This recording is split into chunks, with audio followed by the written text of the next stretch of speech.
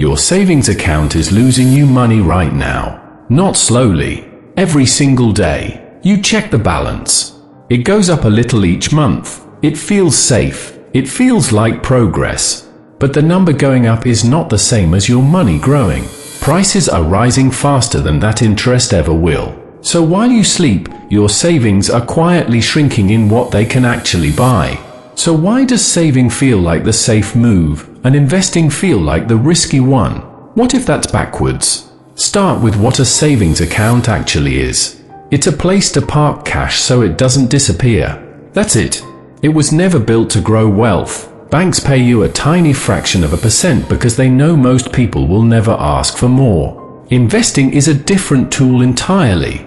It means putting your money into something that can grow in value over time. A piece of a company, a piece of the market, a piece of real estate. You're not storing money anymore. You're putting it to work. Here's where most people get stuck. They think investing means picking the next big stock, timing the market, getting lucky. That version of investing is closer to gambling, and it scares people away from the version that actually works. The real path looks almost boring. Step 1. Build a small cushion first. 3 to 6 months of expenses sitting in a high-yield savings account.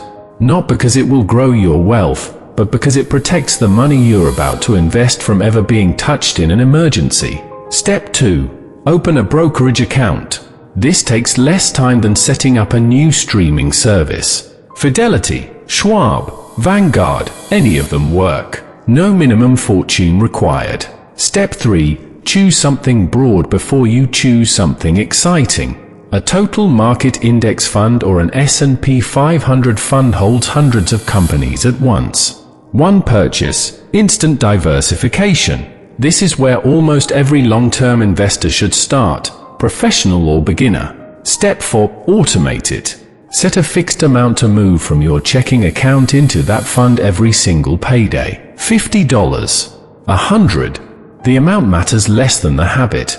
Why does automation matter so much? Because it removes the decision. You stop asking, should I invest this month? The money simply moves before you have the chance to talk yourself out of it. Step 5. Increase the amount slowly.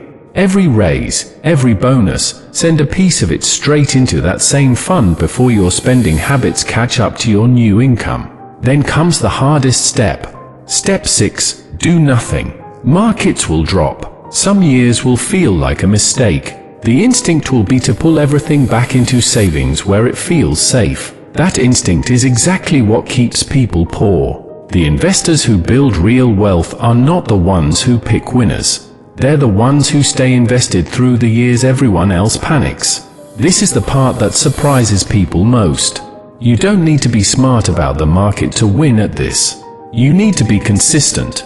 A disciplined investor putting away a modest amount every month, left alone for 20 years, will almost always outperform someone chasing hot tips and trying to time every swing. Somewhere between step 1 and step 6, something changes. The habit that felt intimidating becomes automatic. The account you barely check becomes the largest asset you own. And the person who used to feel safe watching a savings balance tick up slowly is now watching something that actually compounds. Your savings account was never the finish line. It was only ever supposed to be the starting line. So check your balance again. This time, ask yourself, is that money resting, or is it working?